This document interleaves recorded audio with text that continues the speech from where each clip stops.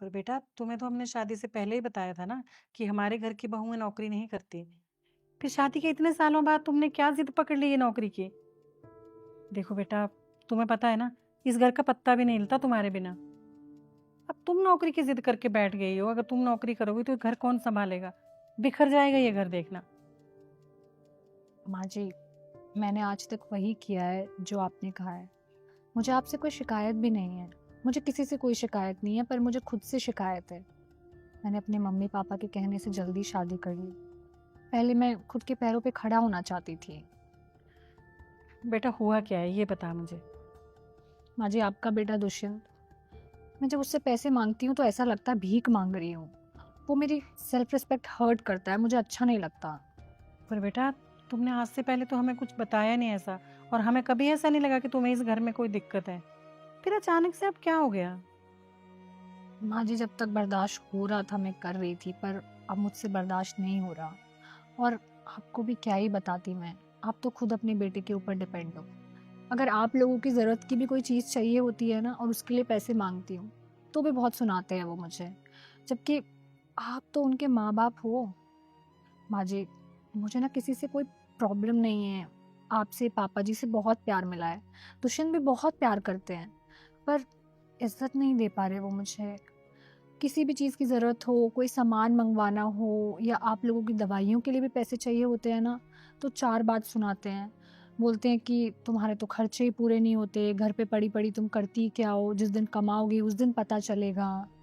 मुझे बिल्कुल अच्छा नहीं लगता माँ जी ऐसे।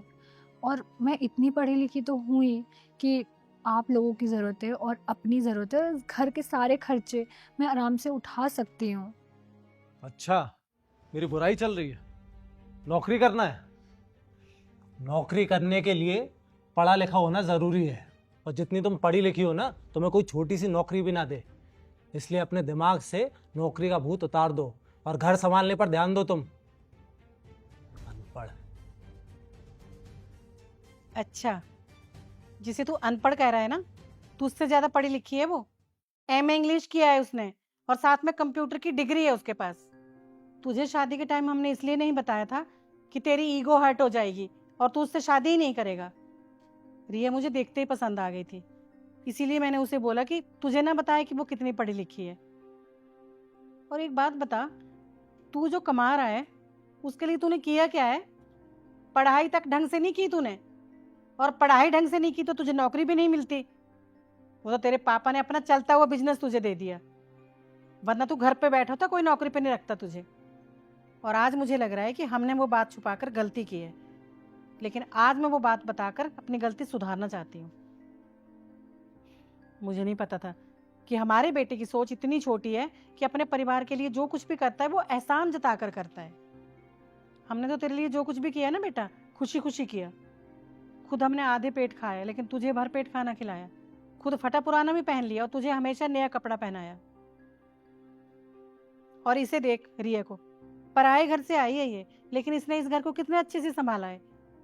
तुझे, बच्चों को, मुझे, घर को कितने अच्छे से संभालती है। इसने कभी एहसान जताया या कुछ बोला सुनाया इसने कभी? और मुझे ये भी पता है कि आज पानी उसके सर के ऊपर से गया है, तब जाके उसने ये फैसला लिया है। और बहू के इस फैसले में मैं उसके साथ हूँ। आज मेरी बेटी अपने पैरों पे खड़ी होगी। और हाँ, मैं अपनी पोती की शादी भी तब तक नहीं करूंगी जब तक वो पढ़ लिख कर अपने पैरों पे खड़ी ना हो जाए। क्योंकि कल को तुझ जैसा कोई इंसान ना उसे ये ना बोले कि घर पे पड़ी रहती हो, क्या करती हो, मेरे पैसों पे ऐश करती हो।